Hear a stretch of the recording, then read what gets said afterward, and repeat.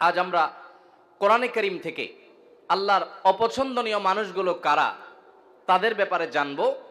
এবং আজকের এই মাহফিলে যদি আমাদের কারোর মধ্যে সেই গুণটি থাকে, সেই দোষটি থাকে, সেই বদভ্যাসটি থাকে যেটার কারণে আল্লাহর অপছন্দনীয় মানুষের তালিকায়, আল্লাহর অপ্রিয় মানুষের তালিকায় আমার নাম চলে গেছে, তাহলে সেক্ষেত্রে আমরা দ্রুততার সাথে এই মাহফিলে বসেই তওবায়ে নাসুহা করে, খাঁটি অন্তরে তওবা করে এখান থেকে আমরা যাব যে ওই বদভ্যাসটা ত্যাগ করে আল্লাহর প্রিয় পাত্র হওয়ার চেষ্টা করব। ঠিক আছে তো ইনশাআল্লাহ? তাহলে আমরা কোরআনের আয়াত থেকে আপনাদেরকে জানাবো যে আল্লাহ অমুককে অপছন্দ করেন। আপনি সাথে সাথে টর্চ দিয়ে দেখবেন আপনার মধ্যে সেটা আছে কিনা, আমি সাথে সাথে দেখবো আমার মধ্যে আছে কিনা। যদি দেখি যে আল্লাহর অপছন্দনীয় মানুষদের যে তালিকা আছে তাদের মধ্যে আমিও পড়ে যাই, তাহলে মাহফিল থেকে উঠার আগে আগে এখানে বসেই নিয়ত করে ফেলবো যে এই বদভ্যাসটা ছেড়ে আল্লাহর অপছন্দনীয় মানুষের কাতার থেকে আমাকে বের হতে হবে। কারণ আল্লাহর অপছন্দনীয় মানুষের তালিকায় যদি নাম থাকে, এই লোক আল্লাহর সৃষ্টি জগতের সবচেয়ে হতভাগা, সবচেয়ে কপাল পড়া। কারণ আল্লাহ কাউকে অপছন্দ করেন, ঘৃণা করেন, এর মানে হলো তার ঠিকানা জান্নাত না জাহান্নাম। আজ আমরা কোরআনে কারীম থেকে আল্লাহর অপছন্দনীয় মানুষগুলো কারা তাদের ব্যাপারে জানব। অতএব আল্লাহর অপছন্দনীয় মানুষদের তালিকা জেনে সেই তালিকায় নিজের অন্তর্ভুক্তির কথা যদি আমরা টের পেয়ে যাই, কাল বিলম্ব না করে জানার সঙ্গে সঙ্গে তওবা করব, তওবায়ে নাসুহা করব, খাঁটি অন্তর থেকে তওবা করব যে আল্লাহ আমি এখান থেকে বেরিয়ে এসেছি।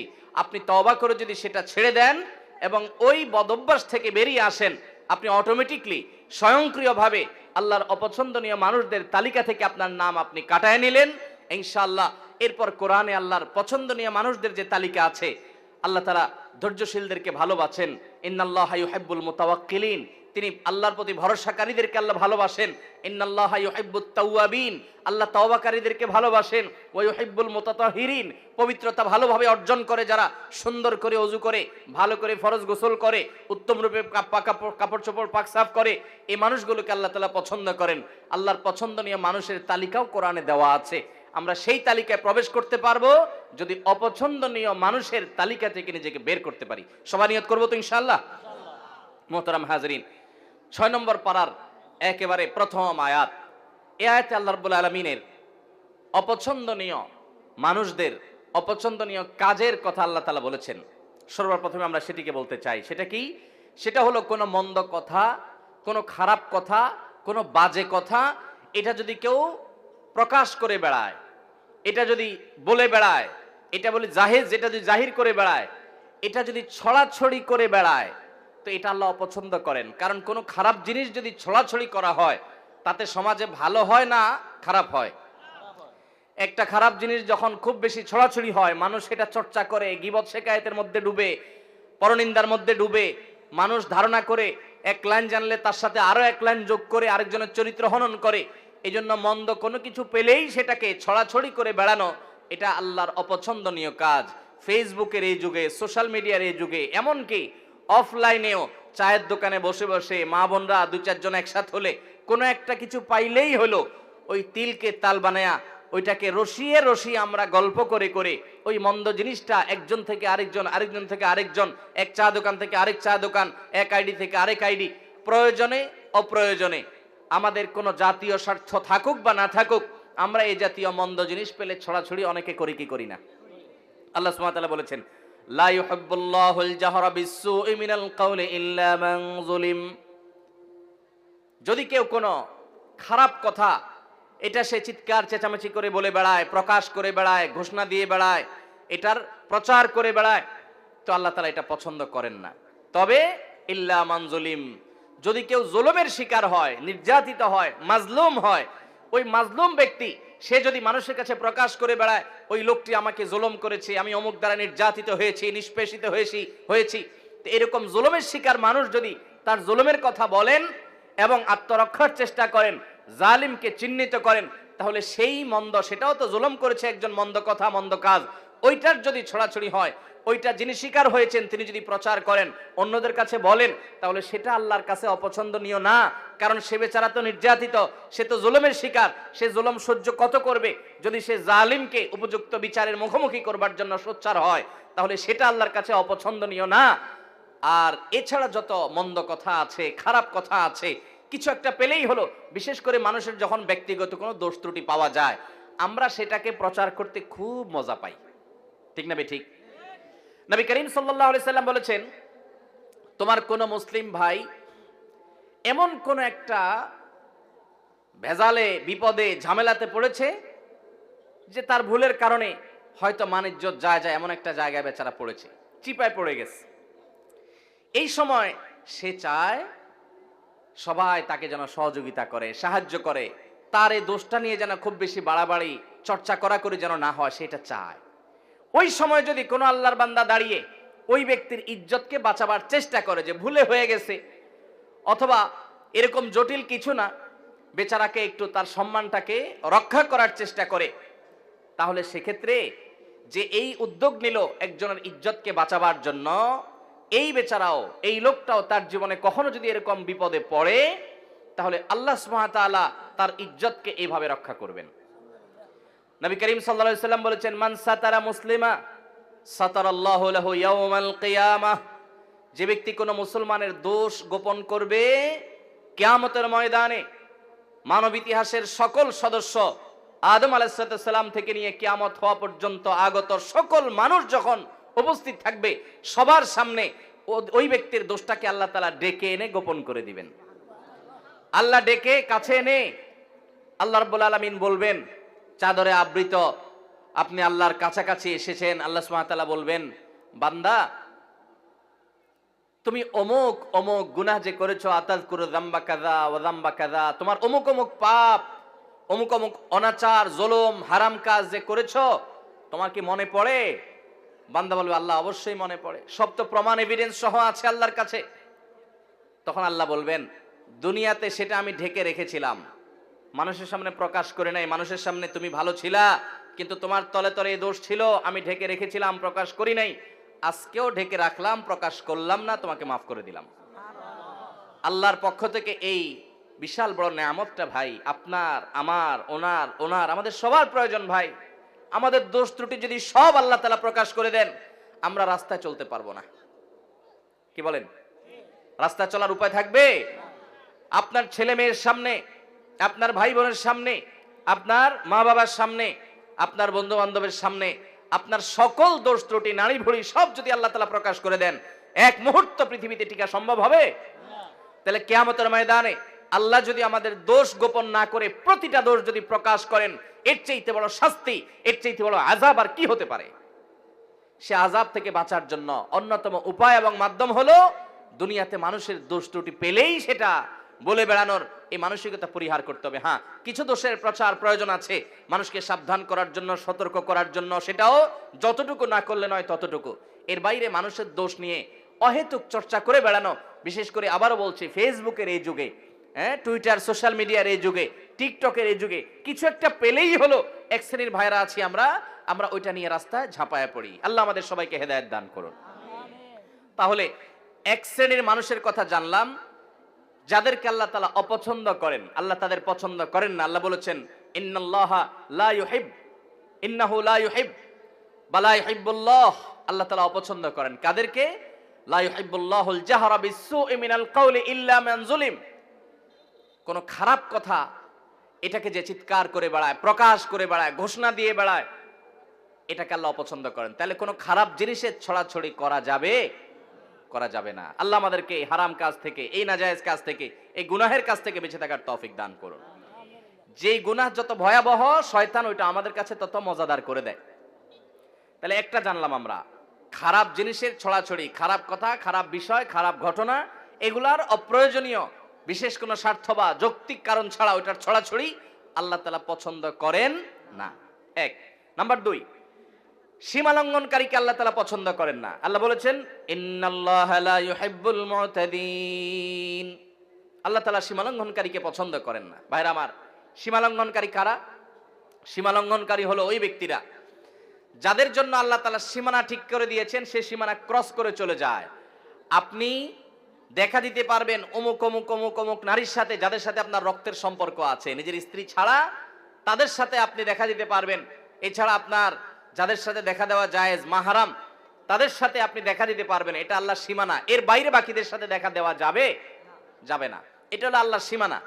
এখন যদি সেই সীমানা ক্রস করে আপনি যেই কোনো নারীর ছবি পেলেন, ভিডিও পেলেন, ফুটেজ পেলেন, ফেসবুকে পেলেন, পেপারে পেলেন, ম্যাগাজিনে পেলেন, যেখানে পেলেন, রাস্তাঘাটে পেলেন, আপনি চান্সে তাকে দেখে নিলেন, মনে মনে হারাম স্বাদ আস্বাদন করলেন, জল্পনা কল্পনা করলেন, তাহলে আল্লাহ যে সীমানা দিয়েছেন সেই সীমানাটা আমরা ক্রস করলাম কি করলাম না? আল্লাহ যাদের সম্পর্কে, যাদের সাথে দেখা দেওয়াকে জায়েজ করেছেন, তাদের গণ্ডি ওভারটেক করে যাদের সাথে দেখা দেওয়ার অনুমতি আল্লাহ দেন নাই, আপনি সেখানেও গিয়ে দেখেছেন, তাহলে সীমানা ক্রস করছেন কি করেন নাই? এটা হলো সীমা লঙ্ঘন। সীমা লঙ্ঘনের আরো বহু দিক আছে। তাহলে আল্লাহ যেগুলোকে হারাম করেছেন সেগুলোতে লিপ্ত হলে সেটা হলো সীমা লঙ্ঘন। আমাদের সমাজে কিয়ামতের আগে আরো কত কিছু দেখা যাবে ভাইরা। যারা সীমা লঙ্ঘন করে তারা বরং উল্টা যারা সীমা লঙ্ঘন করে না তাদেরকে সীমা লঙ্ঘনের কথা অনেক সময় বলে। যেমন আপনি পাবলিক পরিবহনে যাচ্ছেন, একজন যুবক বা দুজন যুবক একসাথে যাচ্ছে, ঝাঁকানাকা গান ফুল ভলিউমে মোবাইলে বাজায় দিয়ে নাচতে নাচতে যাচ্ছে। আপনি যদি বলেন যে ভাই রে, বাবা রে, এত জোরে গানের আওয়াজ দিয়ে রাখছো, আমার তো অসুবিধা হয় বা আমি গান শুনতে চাই না, তোমরা হয় হেডফোন দিয়ে শুনো আর না হলে বন্ধ করো, আশপাশে মানুষের ডিস্টার্ব করিও না। আল্লাহ এটাকে হারাম করেছেন, তুমি মুসলমানের সন্তান না, তাহলে তুমি এটা শুনিও না।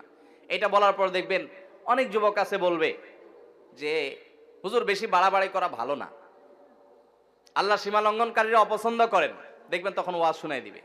আছে না না এরকম লোক?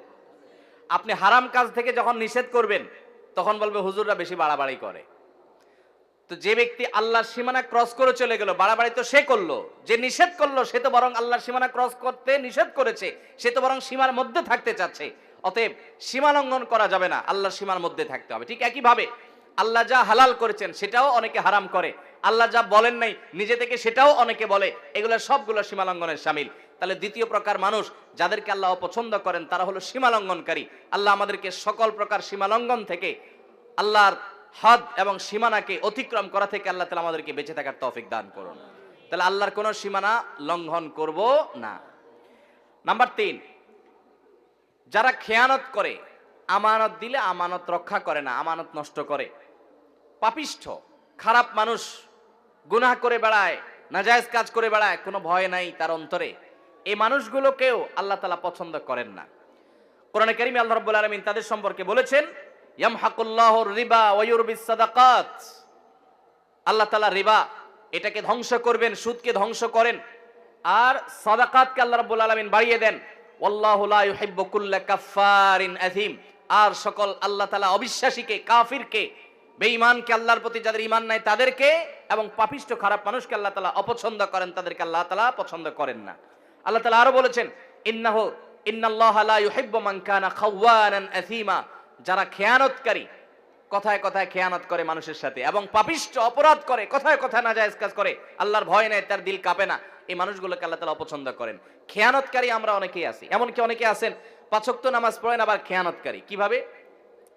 আপনার কাছে কেউ কোনো টাকা পয়সা রেখেছে, আপনি সেটা ভেঙে ফেলেছেন, এবার যখন যিনি জমা রেখেছেন চেয়েছেন, দিচ্ছি দেব করে টালবাহানা করছেন, এই যে আমানত রাখার পরে টাকাটা ভেঙে ফেলেছেন, এটার নাম খেয়ানত। এটার নাম কি? এরকম বহু প্রকারের খেয়ানত আছে। আপনার প্রতিবেশী মেয়ে, তাদের প্রতি আপনি চোখ চুরি করে, আপনি বাঁকা করে তাদের দিকে তাকালেন, তাদের সৌন্দর্য অবলোকন করলেন, চালাকি করে করে দেখলেন, আপনি খেয়ানত করলেন। তিরমিজির হাদিসে আসছে, নবী করিম সাল্লাল্লাহু আলাইহি ওয়াসাল্লাম বলেছেন, ইযা হাদ্দাসা আর-রাজুলু ফালতাফাতা ফাহিয়া আমানা। কেউ আপনার সাথে কথা বললো, কথা বলার পর আরেক দিক ফিরলো, তাহলে আপনার কাছে বলার পর যদি সে বলে ভাই কথাটা কাউকে বলা যাবে না, তাহলে এই কথাটাও আমানত। এই কথাটাও কি? আমানত। আপনি যদি এটা আরেকজনের কাছে বলে বেড়ান তাহলে খেয়ানত হলো, সেটা আমানতের কি হলো? এরকম আমানতের খেয়ানত আমরা অনেকে করি কি করি না? ইমানদার কখনো খেয়ানতকারী হতে পারে না। ইমানদার এরকম বিশ্বাসযোগ্য হবে যে পৃথিবী চলে যাবে, ইমানদারের সততা আদর্শ টলতে পারে না। আজ গোটা দেশে, গোটা দুনিয়াতে এত মুসলমান, কিন্তু বিশ্বস্ত মুসলমান পাওয়া যায়? ভাইরা আমার, আমরা যে নবীর উম্মত, আমরা কি জানি আমাদের প্রিয় নবী সাল্লাল্লাহু আলাইহি সাল্লাম কত বিশ্বস্ত ছিলেন? তিনি নবী হওয়ার আগে মক্কাবাসীর কাছে আলামিন হয়েছেন। কি হয়েছেন? উনি আগে আলামিন হয়েছেন, তারপরে কি হয়েছেন? নবী এবং রাসূল হয়েছেন। কি রকম আল আমিন, কি পরিমাণ বিশ্বস্ত ছিলেন? শুধু একটা ঘটনা বলি। উনি যখন মক্কা থেকে মদিনায় হিজরত করতে চলে যাবেন, এই হিজরতের সফরটা কি তার খুব আরামের, খুব আনন্দের, আনন্দ ভ্রমণ টাইপ কিছু ছিল? মক্কার মানুষদের, জালিমদের অত্যাচারে অতিষ্ঠ হয়ে টিকতে না পেরে আল্লাহর অনুমতিতে তিনি মক্কা ছেড়ে মদিনায় হিজরত করতে হয়েছে। যেই এলাকার মানুষের জুলুমে, তাদের নির্যাতনে, নিষ্পেষণে নিজের মাতৃভূমি ছেড়ে চলে যেতে হয়েছে, ওই মানুষগুলো বেঈমান, অনেক কাফের, অনেক মুশরিকরা, তারা নবী করিম সাল্লাল্লাহু আলাইহি ওয়াসাল্লামের প্রতি ঈমান আনে নাই, কিন্তু তারা জানতো মক্কার সবচেয়ে নির্ভরযোগ্য, সবচেয়ে আস্থার উপযুক্ত, সবচেয়ে বিশ্বস্ত মানুষটা হলো মুহাম্মদ সাল্লাল্লাহু আলাইহি সাল্লাম। এই জন্য তাদের দামি দামি সম্পদ, সোনা গহনা, টাকা পয়সা, এগুলো তারা মুহাম্মদ সাল্লাল্লাহু আলাইহি সাল্লামের কাছে এসে আমানত রেখে যেত। তার প্রতি ঈমান আনতো না, কিন্তু তাকে জানতো যে দুনিয়া উল্টে গেল, তার আদর্শ উল্টিবে না, পৃথিবীর সকল ব্যাংকের চাইতে বিশ্বস্ত ব্যাংক হলো তিনি, এই জন্য তার কাছে জমা রেখে যেত। নবী করিম সাল্লাল্লাহু আলাইহি সাল্লাম হিজরতের সময় আলী রাদিয়াল্লাহু তাআলা আনহুকে ডেকে বুঝাই দিয়ে গেলেন যে দেখো, রাতের অন্ধকারে আবু বকরকে সাথে নিয়ে উনি তো চলে যাবেন পরিকল্পনা করেছেন, আলী রাদিয়াল্লাহু তাআলাকে রেখে গেলেন, তুমি 3 দিন মক্কায় থাকবা এবং এই যে জিনিসগুলো আছে, এটা অমুকের, এটা অমুকের, এটা তমুকের, এগুলো তাদের কাছে যার যারটা বুঝাই দিবা। এই লোকগুলার জুলুমে অতিষ্ঠ হয়ে মক্কা পার হয়ে যাচ্ছেন, কিন্তু ওই সময়টাতে পর্যন্ত তাদের রেখে যাওয়া আমানতটা তাদের কাছে পৌঁছানোর ব্যবস্থা করতে তিনি ভুলেন নাই। এর নাম হলো মুহাম্মদ সাল্লাল্লাহু আলাইহি সাল্লাম। আজ আমাদের অবস্থা কি বলেন? দোকান থেকে বাকি খেলে ওই দোকানের সামনে দিয়ে আর হাঁটি না, অন্য দোকান থেকে নগদ খাই, ওই দোকানের ধারে কাছেও যাই না। এ হলো আমাদের ইমানের অবস্থা, এ হলো আমাদের বিশ্বাসের অবস্থা, এ হলো আমাদের আস্থার অবস্থা। আমরা মনে করি শুধু নামাজ কালাম পড়লে মুসলমান হওয়া যায়। মুসলমান অবশ্যই তাকে বিশ্বস্ত হতে হবে, আস্থাশীল হতে হবে, মুসলমানকে আমানতদার হতে হবে। আমানতের খেয়ানতকারী, মানুষের কথা এর কথা ওর কাছে লাগায়, মানুষের গোপনীয় কথা বলে বেড়ায় এবং মানুষের টাকা পয়সা তসরুপ করে, আমানতের খেয়ানত করে, এই ব্যক্তি কখনো ভালো মুসলমান হতে পারে না। এই জন্য ভাইরা আমার, তৃতীয়ত আল্লাহর কাছে অপ্রিয় ব্যক্তি হলো আমানতের খেয়ানতকারী ব্যক্তি এবং যত প্রকার পাপাচার আছে এগুলোতে লিপ্ত ব্যক্তি। 4 নম্বর, জালিম, অত্যাচারী, অবিচারী। আল্লাহ তাআলা তাদের সম্পর্কে বলেছেন, ইন্নাহু লা ইউহিব্বুজ জালিমিন, নিশ্চয় আল্লাহ রাব্বুল আলামিন জালিমদেরকে কখনো পছন্দ করেন না। অনেক লোক আছে দেখবেন, নামাজ পড়ে, রোজা রাখে, হজ করে, দান সাদাকা করে, ওয়াজ নসিহত করে, ওয়াজ নসিহত শুনে, কোরআন তেলাওয়াত করে, তাসবিহ তাহলিল করে। অনেক মহিলারা, মা বোনরা আছেন, তারা পর্দা পুশিদাও করে, কিন্তু আবার অন্যের প্রতি জুলুমও করে। আছে না নাই? শাশুড়ি তসবিহ হাত থেকে নামে না, কিন্তু ছেলের বউর উপর অত্যাচার করে। আছে না নাই? নিজের মেয়েটার শরীরটাতে তাও দেয়, আর আরেকজনের মেয়েকে পুত্রবধূ করে আনছে, তাকে খাটাতে খাটাতে পাগল বানায় ফেলায়। আছে না নাই? নিজের মেয়েটার কোনো দোষ চোখে পড়ে না, কিন্তু পরের মেয়েটার শুধু দোষ না, গুণটাও দোষের মতো দেখে। আছে না নাই? অনেক শ্বশুর আছেন, কপালে দাগ পড়ে গেছে সেজদা দিতে দিতে, কিন্তু জুলুম করেন, নানাভাবে জুলুম করেন। জমিতে যখন তিনি চাষাবাদ করতে যান, আরেকজনের আইল ঠেলেন, জমি বাড়ান। আছে না নাই? ভাইরা আমার, অনেক ভাইরা আছি আমরা, দুর্বল পেলে, গরিব মানুষ পেলে তাদের উপরে চড়াও হই, তাদের উপরে অত্যাচার করি, তাদের হক নষ্ট করি, তাদের উপরে জুলুম করি। মনে রাখবেন, জুলুম এত ভয়াবহ অপরাধ, এত ভয়াবহ অপরাধ, কিয়ামতের ময়দানে কোন চতুষ্পদ জন্তু, তারা কি আমাদের মতো তাদের আমলের কোনো হিসাব নিকাশ হবে? গরু, ছাগল, হাঁস, মুরগি, যত রকমের আল্লাহর সৃষ্টি আছে, মানুষ ছাড়া, জিন ছাড়া, তাদের কোনো হিসাব নিকাশ হবে? আল্লাহ তাআলা হাঁস মুরগিকে বলবেন যে কি পরিমাণ খাইছো, হালাল খাইছো না হারাম খাইছো, হিসাব দিয়ে যাও। এরকম কোন কথা আছে কোরআন হাদিসে? হাঁস মুরগি যদি আরেকজনের ঘরে যায়া তার প্লেট থেকে ভাত খেয়ে চলে আসে, কিয়ামতের ময়দানে আল্লাহ তাদেরকে জাহান্নামের শাস্তি দিবেন, এমন কোনো কথা আছে? কারণ তাদের এসব হিসাব নিকাশ নাই, এগুলো হবে মানুষের। কিন্তু ভাইরা আমার, জুলুম এরকম একটা অপরাধ, এরকম একটা গুনাহ, জীবজন্তু, পশু পাখিরাও যদি একজন আরেকজনের প্রতি জুলুম করে, কিয়ামতের ময়দানে শুধু ওই একটা অপরাধের বিচার তাদের হবে। নবী করিম সাল্লাল্লাহু আলাইহি সাল্লাম বলেছেন, শিং বিশিষ্ট কোন প্রাণী, ধরুন একটা গরু, সে শিং নাই এমন একটা প্রাণীকে যদি গুতা মারে, অর্থাৎ অত্যাচার অবিচার করে, দুর্বল যে তার প্রতি, কিয়ামতের ময়দানে আল্লাহ তাআলা ওই দুর্বলকে শিং দিবেন, অর্থাৎ শক্তি দিবেন, দিয়ে বলবেন যে এবার তুমি ওই সবল যে তোমার প্রতি জুলুম করেছিল দুনিয়াতে, তুমি তার প্রতিকার, তার বিহিত করতে পারো নাই, বিচার পাও নাই, আজকে তুমি তার প্রতিশোধ গ্রহণ করো। একই মাপের গুতা তাকে মেরে তার শাস্তি, তার প্রায়শ্চিত্ত তুমি নিশ্চিত করো, বুঝিয়ে দাও। তাদেরকে সৃষ্টি করবেন আবার আল্লাহ তাআলা। পশু পাখি এমনি তো মৃত্যুর পর মাটির সাথে মিশে যাবে, কিন্তু যারা জুলুম করেছে ওই পশু পাখিগুলোকে, ওই প্রাণীগুলোকে আল্লাহ তাআলা আবার জীবিত করবেন। জালেমকেও, মাজলুমকেও, যে জুলুম করেছে তাকেও, যার প্রতি জুলুম করা হয়েছে তাকেও। এরপরে ওই প্রাণীদের মধ্যে পর্যন্ত যে নির্যাতিত হয়েছে তাকে দিয়ে আল্লাহ তাআলা জালিম এবং নির্যাতনকারী, অবিচারকারী, অত্যাচারী ওই প্রাণীটিকে পর্যন্ত আল্লাহ তাআলা শাস্তি দিবেন। এরপরে বলবেন কুনু তুরাবা, যাও তোমরা মাটি হয়ে যাও। এবার মাটির সাথে তারা মিশে যাবে, তাদের না জান্নাত আছে না জাহান্নাম আছে। ভাইরা আমার, জুলুম এত ভয়াবহ অপরাধ, এত ডেঞ্জারাস বিষয় যে আল্লাহ সুবহানাহু ওয়া তাআলা পশু পাখিদের কোনো হালাল হারামের বাজ বিচার করবেন না, তাদের অন্য কোনো বিষয়ের কোনো হিসাব নিকাশ নেবেন না। কিন্তু তারাও যদি জুলুম করে আল্লাহ রাব্বুল আলামিন এইভাবে পাকড়াও করবেন। তাহলে মানুষ হয়ে যদি আপনি কারোর প্রতি জুলুম করেন, কারোর প্রতি অবিচার করেন, কারোর প্রতি অত্যাচার করেন, আপনি নিশ্চিত থাকেন আপনি যত ইবাদত বন্দেগী করেন, আপনি যত তাসবিহ তাহলিল করেন, আপনি যত ওয়াজ মাহফিল শুনেন, আপনি যত লম্বা লম্বা কথা বলেন, আপনি যত নেক আমল করেন না কেন, জালিম এবং অত্যাচারীর অত্যাচার অবিচারের বিচার হওয়া ছাড়া আল্লাহ তাআলা একটি কদম কিয়ামতের ময়দানের সামনে যেতে দিবেন না। ভাইরা আমার, নবী করিম সাল্লাল্লাহু আলাইহি সাল্লাম বলেছেন, সেদিন আসার আগে নিজেদের মধ্যকার দেনা পানা, কাউকে জুলুম করেছো, কাউকে গালি দিয়েছো, কারোর প্রতি অবিচার করেছো, এগুলোর বিচার, এগুলোর বিহিত, এগুলোর ক্ষমা চাওয়া, এগুলো সব ঝামেলা চুকায় নাও সেদিন আসার আগে, যেদিন কেউ কারোর কোনো উপকারে আসবে না, কেউ কাউকে ছাড় দিবে না। ভাইরা আমার, নবী করিম সাল্লাল্লাহু আলাইহি সাল্লাম সাহাবীদেরকে জিজ্ঞাসা করেছেন, আতাদরুনা মানিল মুফলিস, তোমরা কি জানো সবচেয়ে বড় ভিখারি কে? সাহাবীরা বললেন, আল মুফলিসু ফিনা মাল্লা দিনার লাহু ওয়ালা দিরহামা। হে আল্লাহর রাসূল, যার কোনো টাকাও নাই, পয়সাও নাই, আমরা জানি সেই সবচেয়ে ভিখারি, সেই সবচেয়ে হতভাগা। নবীজি সাল্লাল্লাহু আলাইহি সাল্লাম বলেছেন, সেই সবচেয়ে বড় হতভাগা না রে, আসল হতভাগা, এর চাইতে বড় হতভাগা হলো যে দুনিয়াতে অনেক নামাজ কালাম পড়েছে, অনেক কোরআন খতম করেছে, অনেক রোজা রেখেছে, অনেক দান সাদাকা করেছে, অনেক ওয়াজ মাহফিলে হাজির হয়েছে, অনেক ওয়াজ মাহফিল শুনেছে, অনেক ওয়াজ মাহফিলের ভলান্টিয়ারি করেছে, অনেক ওয়াজ মাহফিলে টাকা পয়সা দিয়েছে, অনেক অনেক ভালো কাজ করেছে, বাবা মার কথা শুনেছে, অনেক ভালো কাজ করেছে, কিন্তু সে কাউকে জুলুম করেছে, কেউ কাউকে গালি দিয়েছে, সে কাউকে ধাক্কা দিয়েছে, কারো হক মেরেছে, কারো টাকা মেরেছে, জুলুম করেছে। কিয়ামতের ময়দানে সকল পাওনাদার হাজির হবে, একজন একজন করে সবার পাওনার বিচার আল্লাহ করবেন।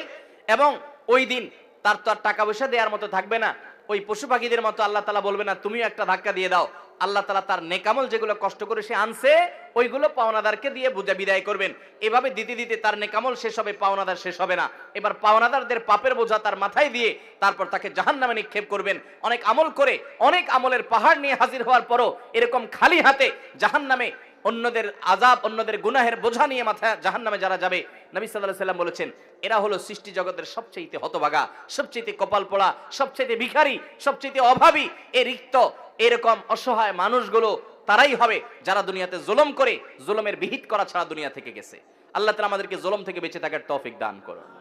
আল্লাহ তাআলা হাদিসে কুদসিতে বলেছেন, ইন্নী হারামতু যুলমা আলা নাফসি, ও বান্দারা, আল্লাহ বলছেন যে আমি নিজের প্রতি নিজে জুলুমকে হারাম করে দিয়েছি। ওয়ামা রব্বুকা বিযাল্লামিল লিল আবিদ, তোমাদের রব তার কোন বান্দার প্রতি কোন প্রকার জুলুম করবেন না, কোন প্রকার জুলুম করবেন না।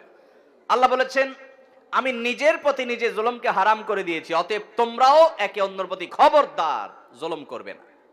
আমরা অনেকে আছি জুলুমকে কোনো বিষয় মনে করি না, কত জালিম, কত অত্যাচারী, কত মানুষের চোখের পানি ফেলছে, কত মানুষের কষ্টের কারণ হচ্ছে। বিশেষ করে আমার যুবক ভাইদেরকে বলতে চাই, সে সকল ভাইদেরকে, বোনদেরকে বলতে চাই যাদের গায়ে জোর আছে, যাদের শক্তি আছে, বল আছে, পাওয়ার আছে, ক্ষমতা আছে, দাপট আছে, টাকার জোর, ক্ষমতার জোর, কলমের জোর, হাই হ্যালোর জোর আছে, এই জোরের চোটে যার সাথে আপনার শত্রুতা আছে তার গোষ্ঠী উদ্ধার করলেন, তাকে দমন করলেন, তাকে মামলা দিলেন, তাকে হামলা দিলেন, তাকে জেল জুলুমের শিকার করলেন, তাকে নানাভাবে কষ্ট দিলেন, মনে করছেন আল্লাহ তাআলা দেখছেন না? মনে করছেন আল্লাহ তাআলা ভুলে যাবেন? আপনার রব লা ইয়াদিল্লু ওয়া লা ইয়ানসা, তিনি কোনো কিছু ভুলে যান না। আপনি আপনার রবকে এরকম মনে করবেন, আল্লাহ তাহসাবান্নাল্লাহ গাফিলা, জালিমরা যা করছে এগুলোর সম্পর্কে আল্লাহ উদাসীন, কিছুই দেখছেন না, এরকমটি মনে করবেন না। আল্লাহর কসম, প্রতিটি জুলুমের বিচার কিয়ামতে আল্লাহ তাআলা অবশ্যই করবেন। ভাইরা আমার, কয়েকজন যুবক যখন একসাথে হয়, দুই যুবক একসাথে যখন রিকশা উঠে, রিকশাওয়ালা বেচারা একটু থেকে আধটু যদি করে, একটু বেশ কম করে, বাপের বয়সী হলেও যায় কলার ধরতে। কারণ দুই দোস্ত একসাথে আছে, কলেজে পড়ে, শরীরে একটা ভাব চলে আসে, ঠিক না ভাই? ঠিক। আপনি যে রিকশাওয়ালাকে একটা ধাক্কা দিয়ে গেছেন, একটা ঘুষি, একটা থাপ্পড়, একটা গালি দিয়ে চলে গেছেন, বেচারা তো ভয়ে কিছু বলে নাই, কলেজের ছাত্র মারবে, কয়েকজন একসাথে আছে, কিছু বলে নাই। ভাই, আপনি কি জানেন এই রিকশাওয়ালাকে আপনি এক সময় টর্চ লাইট দিয়ে খুঁজে আর পাবেন না। 10 বছর 20 বছর পরে যখন আপনার এই অপরাধের কথা স্মরণ হবে যে আমি তো আমার যৌবনে কলেজে পড়াকালীন সময় একজন রিকশাওয়ালার প্রতি অবিচার করেছিলাম, জুলুম করেছিলাম, এখন একটু মাপ চাই, ওই চেষ্টা করলেও তো খুঁজে আর লোকটাকে বের করতে পারবেন না। আপনি বের করতে পারেন না দেখে কি আল্লাহও বের করতে পারবেন না? কিয়ামতের ময়দানে যখন বুড়া বয়সে এসে আমল করে জান্নাতে যাইতে নেবেন, ওই রিকশাওয়ালার সামনে এসে দাঁড়াবে। অতএব কারোর প্রতি কোনো প্রকার জুলুম করব না ইনশাআল্লাহ। শয়তানের প্ররোচনায় প্ররোচিত হয়ে যদি কারোর প্রতি জুলুম হয়ে যায়, ভাইরা আমার, তাহলে সাথে সাথে যখনই সম্বিত ফিরে আসবে, ঈমানি চেতনা জেগে উঠবে, সাথে সাথে বিলম্ব না করে তার কাছে করজোড় করে মাপ চাইবেন। ভাই, অন্যায় হয়ে গেছে, আমাকে মাফ করে দেন। ভাই, আমি আপনাকে একটু শক্ত কথা বলে ফেলেছি, আল্লাহর ওয়াস্তে মাফ করে দেন। আপনি যদি দুনিয়াতে মাপ চেয়ে নেন, আপনার লেটা চুকে গেল, মামলা খালাস হয়ে গেল। না হলে মনে রাখবেন, হাজার হাজার এরকম জুলুমের মামলা আপনার বিরুদ্ধে দায়ের হয়ে আছে, কিয়ামতের ময়দানে কোনো আমল কিন্তু কুলাবে না। বেশি আমল করতে পারেন আর না পারেন, অনেক তাসবিহ তেলাওয়াত করতে পারেন আর না পারেন, অন্তত কোনো মানুষের প্রতি কখনো জুলুম করবেন না। ঠিক আছে তো ইনশাআল্লাহ? যুবক ভাইরা, শক্তিকে নিয়ন্ত্রণ করবো তো ইনশাআল্লাহ? কয়েকজন বন্ধু একসাথে যখন বাসে উঠেন, কন্ট্রাক্টর বেচারা যা ভাড়া দেয়, 5-6 জন কলেজের ছাত্র, ইউনিভার্সিটির ছাত্র একসাথে থাকলে দেখলে আর বেশি বাড়াবাড়ি করে না। যদি বেশি বাড়াবাড়ি করে, চোখ গোরানি দিলে বেচারা মনে করে থাক, যান বাঁচাই। আছে না নাই? 10 টাকা 20 টাকা 50 টাকা কম দিয়ে চলে আসলেন, বেচারা ভয়ে কিছু বলে নাই। আপনি মনে করছেন শেষ এখানে, এই মামলা এখানে শেষ, নাকি এখান থেকে শুরু? এই মামলা ফাইল হয়ে গেছে আল্লাহর আদালতে, আপনি টেরও পান নাই। কিয়ামতের ময়দানে এটা খোলা হবে। ভাইরা আমার, জুলুমের বিচার শুরু হলে রক্ষা হবে না। এই জন্য জুলুম থেকে বাঁচবো তো ইনশাআল্লাহ? আয-যুলমু যুলুমাতুন ইয়াওমাল কিয়ামা, কিয়ামতের দিন জুলুম বহুমুখী অন্ধকার হয়ে আসবে। শ্বশুর বৌমার প্রতি, শাশুড়ি বৌমার প্রতি, বা বৌমা, আজকাল অনেক সময় অনেক বৌমা শ্বশুর শাশুড়ির প্রতি জুলুম করে। অনেক বৌমা দেখা যায় দেবর ননদদের প্রতি জুলুম করে, স্বামীকে তাদের সঙ্গে মিশতে দেয় না, টাকা পয়সা দিতে দেয় না, তারা জুলুম করে।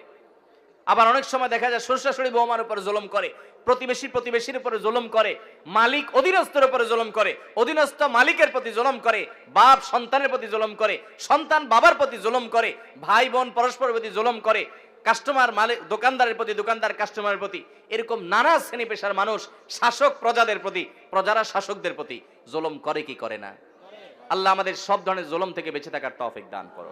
তাহলে 4 নম্বর, আল্লাহর অপ্রিয় অপছন্দনীয় মানুষ হলো জালেম।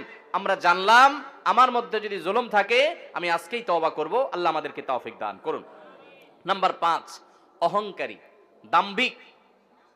অহংকারী মানুষকে আল্লাহ তাআলা অপছন্দ করেন। আল্লাহ তাআলা বলেছেন, ইন্নাল্লাহা লা ইউহিব্বু মান কানা মুখতালান ফখুরা, যারা গর্ব করে বেড়ায়, অহংকার করে বেড়ায়, এই মানুষগুলোকে আল্লাহ তাআলা পছন্দ করেন না। আল্লাহর ঘৃণিত, আল্লাহর অপছন্দনীয় মানুষেরা যারা অহংকার করে। আমাদের সমাজে এরকম অহংকারের রোগ আমাদের অনেকের মধ্যে আছে, সেটাকে আমরা রোগ মনে করি না, ওইটাকে আমরা আত্মসম্মান মনে করি। আত্মসম্মান না, অহংকার এক জিনিস আর আত্মসম্মান আরেক জিনিস। আপনি নিজেকে বড় করলেন, বড় মনে করলেন, ভাবসাব নিয়ে রাস্তাঘাটে গেলেন, একটু বড় লোকের ছেলে, ক্ষমতাবান মানুষের ছেলে, আপনার চলাফেরার ভিতরে একটা ভাবসাব আসলো, বাকিদেরকে মানুষ মনে করলেন না, এটা হলো অহংকার। এই অহংকারটা আমাদের মধ্যে আছে না নাই?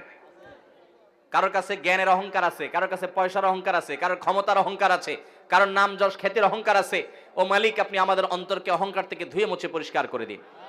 যার অন্তরে বিন্দু পরিমাণ, জাররা পরিমাণ অহংকার থাকবে, সরিষার দানা পরিমাণ অহংকার থাকবে, ওই ব্যক্তিকে আল্লাহ রাব্বুল আলামিন জান্নাতে প্রবেশ করা হারাম করে দিয়েছেন। নো এন্ট্রি, তার জান্নাতে প্রবেশের কোনো সুযোগ নেই। ভাইরা আমার, আল্লাহর হাবিব সাল্লাল্লাহু আলাইহি সাল্লাম আল্লাহর কাছে বিনয়ী হওয়ার জন্য দোয়া করেছেন। আমাদেরকে বিনয়ী হওয়ার চেষ্টা করতে হবে। আমাদের নবীজি সাল্লাল্লাহু আলাইহি সাল্লাম বিনয়ী ছিলেন। বিনয়ী মানুষকে আল্লাহও ভালোবাসেন, বান্দারাও ভালোবাসেন, মানুষও পছন্দ করে। নরম মানুষ, ভদ্র মানুষ, বিনয়ী মানুষ। অহংকারী, দাম্ভিক এবং খুব বেশি গর্ব করে বেড়ায়, দাপট দেখায় বেড়ায়, এই মানুষগুলোকে মানুষও পছন্দ করেন না, আল্লাহও পছন্দ। অতএব মাটির মানুষ হব, চলাফেরায়, আচার আচরণে, কথায় যেন কোনো অবস্থাতে অহংকার প্রকাশ না হয়। আল্লাহ রাব্বুল আলামিন হাদিসে কুদসিতে বলেছেন, অহংকার হলো আমার চাদর। আল্লাহ বলছেন, এই অহংকার যদি কেউ করে তাহলে সে আমার চাদর নিয়ে টানাটানি করে, আর যে আমার চাদর নিয়ে টানাটানি করে আল্লাহ রাব্বুল আলামিন তাকে ছিঁড়ে ফেলবেন, তাকে জাহান্নামে নিক্ষেপ করবেন, তার জন্য জান্নাত হারাম। অতএব অহংকার করা যাবে না। আল্লাহ আমাদেরকে বিনয়ী হওয়ার তৌফিক দান করুন। 6 নম্বর হলো, যারা সমাজে ফাসাদ সৃষ্টি করে, ফাসাদ সৃষ্টি করে, ফাসাদের মধ্যে সবচেয়ে বড় ফাসাদ অনেক মুফাসসিরদের মতে কাবিরা গুনাহ যারা লিপ্ত হয়, শিরকে যারা লিপ্ত হয়, শিরক করে, এটা বড় ফাসাদ। ঠিক একইভাবে দুনিয়াতে শান্তি নষ্ট করে যারা, দেখবেন অনেক লোক আছে দাঙ্গা হাঙ্গামা, গন্ডগোল, ফাসাদ, মারামারি, কাটাকাটি, এগুলোই তাদের ভালো লাগে, ফাসাদ করতে ভালো লাগে, শান্তি ভালো লাগে না। আল্লাহ বলেছেন, ইন্নাল্লাহা লা ইউহিব্বুল মুফসিদিন, আল্লাহ তাআলা ফিতনা এবং ফাসাদকারী মানুষকে পছন্দ করেন না। এটা হলো 6 প্রকারের মানুষ, 6 নম্বর প্রকার। 7 নম্বর হলো ওই সমস্ত মানুষগুলো যারা অহমিকা দেখায়, অহংকার করে, আগে যে ফখর করে, গৌরব করে, বড়াই করে বেড়ায়, তাদেরই মতোই, সেটারই আপনার আল্লাহ রাব্বুল আলামিন ভিন্নভাবে প্রকাশ করেছেন, ইন্নাহু লা ইউহিব্বুল মুস্তাকবিরিন, যারা ইস্তিকবার করে, যারা সত্যকে অস্বীকার করে, অহমিকা বশত মানতে চায় না, আল্লাহ তাআলা তাদেরকে পছন্দ করেন না। 8 নম্বর হলো, যারা দুনিয়া পেয়ে এত খুশি হয়ে যায় যে মনে হচ্ছে সে জান্নাত হাতের কাছে পেয়ে গেছে। মানে দুনিয়াদার যখন খুব মারাত্মক পর্যায়ের হয়, তখন দুনিয়া পেলেই সে শুধু খুশি হয়, বাস, তার কাছে আখিরাতের কোনো দাম নাই। মনে রাখবেন, দুনিয়ার কোনো নেয়ামত পেলে খুশি হওয়াটা দোষের না, কিন্তু আনন্দে আত্মহারা হয়ে গেলেন, এটার মানে হলো আপনার অন্তরে দুনিয়া ভরে গেছে। কথা কি বুঝাতে পারছি? অনেক লোক আছে দেখবেন যে দুনিয়ার কোনো অর্জন হলে খুশিতে একদম বাগবা, সে লাফালাফি, মনে হচ্ছে জান্নাত পেয়ে গেছে। আবার দুনিয়ার যদি কোনো ক্ষতি হয়ে যায়, সে এমন ভাবে ভেঙে পড়ে, মনে হচ্ছে তার সব শেষ হয়ে গেছে। এটা কোনো মুসলমানের চরিত্র না। ইমানদারের চরিত্র হলো, দুনিয়া অর্জন হচ্ছে, আলহামদুলিল্লাহ, আল্লাহ শুকর আদায় করলাম, এত আহামরি খুশির কিছু নাই, কারণ আমি তো এখনো জান্নাত পেয়ে যাই নাই। ঠিক না ভাই? ঠিক। আমি যে খুশি হয়েছি, এই খুশি হওয়াটা আমার 16 কলায় পরিপূর্ণ হতো, এই খুশি হওয়াটা আমার পূর্ণতা পেত যদি আল্লাহ আমাকে জান্নাতের ঘোষণা দিতেন। কোরআনে আল্লাহ বলেছেন, ফামান যুহজিহা আনিন নারি ওয়া উদখিলাল জান্নাতা ফাকাদ ফাজ, যাদেরকে জাহান্নাম থেকে আস্তে আস্তে দূরে সরানো হবে, আর কিয়ামতের দিন জাহান্নাম থেকে তাকে মুক্ত ঘোষণা করা হবে, জান্নাতে যখন প্রবেশ করানো হবে, এই ব্যক্তি আসল সাকসেস, আসল সফল হয়ে গেল। তার এই সফলতা আর কখনো ব্যর্থতায় পর্যবসিত হবে না। এই হলো আসল সাকসেস এবং সফল মানুষ। ভাইরা আমার, সেই সফল, সেই সার্থক মানুষ আমাদেরকে হতে হবে এবং তার জন্য চেষ্টা করতে হবে। এই জন্য ইমানদারের সুখী হওয়ার একটা গুরুত্বপূর্ণ টনিক হলো এটা, যে ইমানদার কোনো অর্জনে খুব বেশি আত্মহারা হতে যাবে না, আনন্দ করবে, আনন্দ আত্মহারা হবে না। আবার কোনো ক্ষতিতে কষ্ট হতে পারে, মানুষ হিসাবে কষ্ট হওয়াটা স্বাভাবিক, কিন্তু কষ্টের চোটে ভেঙে পড়বে না। কথা কি বুঝাতে পারছি? ভাইরা আমার, আমি যখন মাদ্রাসায় পড়ি, আজ থেকে অনেক বছর আগের কথা, সম্ভবত 2 যুগ 2.5 যুগের মতো হয়ে গেছে। আমি অনেক ছোট ছিলাম। আমার মনে আছে যে একবার ঈদের সময় শহর থেকে গ্রামের বাড়িতে যাব, তো বাসের টিকিট পাওয়া খুব টাফ। আমি একটা টিকিট পেয়ে গেছি ভালো বাসে। তো খুব লাফাতে লাফাতে, আমার আব্বার এক বন্ধু ছিলেন, খুব দিনদার, খুব আল্লাহ ভীরু, এখনো বেঁচে আছেন, আমার সে চাচার কাছে এসে খুব আনন্দ জাহির করতে করতে একটু বেশি আনন্দ করছিলাম, ছাত্র মানুষ, যে চাচা আমি তো টিকিট পেয়ে গেছি। তখন চাচা আমার এই অতিরিক্ত আনন্দ দেখে বললেন, বাবা তুমি মাদ্রাসায় পড়ো, তুমি আলেম হতে যাচ্ছ, তোমার এই অতিরিক্ত আনন্দটা আমার কাছে ভালো লাগে নাই বাবা। আমি বললাম, চাচা এটা কেমন কথা বললেন? আমি একটা টিকিট পাইছি, খুশির খবর, আপনার ভালো লাগে নাই মানে? তিনি আমাকে বলছেন, বাবা তুমি খুশির খবর পেয়েছ, এজন্য খুশি হয়েছ, আমিও খুশি। আমি বোঝাতে চাইছি যে একজন মুসলমান, সে দুনিয়ার কোনো অর্জনে এত পাগল পড়া হবে না, তার কাছে দুনিয়াটা এত গুরুত্বপূর্ণ কিছু না। আল্লাহ কোনো নিয়ামত দিয়েছেন, সে অবশ্যই খুশি হবে। আল্লাহর নিয়ামতে খুশি প্রকাশ করাটাও কোরআনের নির্দেশ, কিন্তু খুশির চোটে আত্মহারা হবে না, এত পাগল পড়া হবে না, কারণ জান্নাত তো পেয়ে যাও না এখনো। তুমি টিকিট পেয়েছো, যদি জান্নাত তোমার আল্লাহ তাআলা না দেন, আল্লাহ না করুন জাহান্নাম দেন, তাহলে তোমার এই খুশির 2 পয়সা কোনো দাম আছে? তো এত আত্মহারা হওয়া এটা তোমার ইমানের সাথে যায় না বাবা। ঠিক একই ভাবে আমাদের সমাজে অনেক মানুষ আছি, আমরা একটু বিপদ আপদ হলে আমরা ভেঙে পড়ি, একদম স্যাড ব্যাড, মানে আমরা একেবারে মনে হয় যে আমি শেষ। ইমানদার মনে রাখবে, আমার যদি সব হারিয়ে যায় আর বিনিময়ে আল্লাহ তাআলা যদি আমার জন্য জান্নাতটা রাখেন, ব্যবসা লাভের না লসের? সব হারিয়ে গেল, একটা অ্যাক্সিডেন্টে আমার সম্পদ, টাকা পয়সা, ব্যবসা বাণিজ্য, আপনজন সব হারিয়ে গেল, সবাই বেঈমানি করলো, সবাই দূরে সরাই দিল, আমার বিপদ আপদ হতে থাকলো, কোনোটা দূর কোনো বিপদ সরলো না, কোনো অর্জন হলো না, সব দিক থেকে ক্ষতি হয়ে গেল।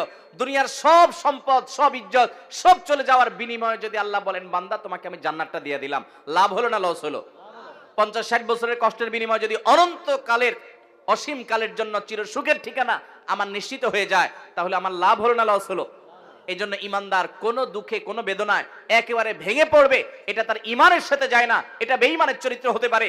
ইমানদার সবর করবে আর যে কোনো ভালো কাজে আল্লাহর শুকর আদায় করবে, খুশি হবে, কিন্তু আত্মহারা পাগল হবে না। এই জন্য আল্লাহ রাব্বুল আলামিন কোরআনে কারিমে বলেছেন, ইন্নাল্লাহা লা ইউহিব্বুল ফারিহিন, নিশ্চয়ই আল্লাহ রাব্বুল আলামিন কোন অতিরিক্ত আনন্দে আত্মহারা, দুনিয়াবি কোনো বিষয় পাওয়ার পরে করে পাগল পরা হয়ে যাওয়া, এই অতিরিক্ত দুনিয়া করা মানুষ, দুনিয়া খাই করা মানুষ, এই মানুষগুলোকে আল্লাহ পছন্দ করেন না।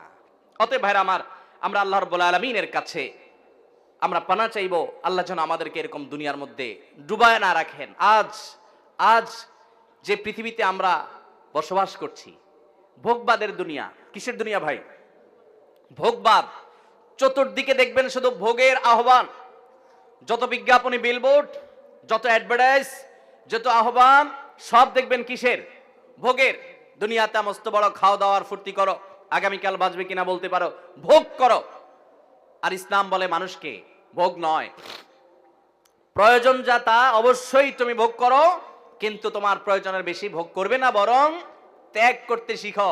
ভোগে নয়, বরং ত্যাগেই আনন্দ আছে, ত্যাগেই তোমার পরিতৃপ্তি আছে। আল্লাহর জন্য দান করো, স্যাক্রিফাইস করতে শিখো, ত্যাগ করতে শিখো। ইসলাম সেটা বলে। ভোগ পশু পাখিও করে, ত্যাগ এটা সবাই করতে পারে না। আল্লাহ আমাদেরকে ত্যাগী মানুষ হওয়ার তৌফিক দান করুন। ভাইরা আমার, তাহলে আমরা 8 নম্বরের যাদেরকে আল্লাহ তাআলা অপছন্দ করেন তাদের কথা জানলাম।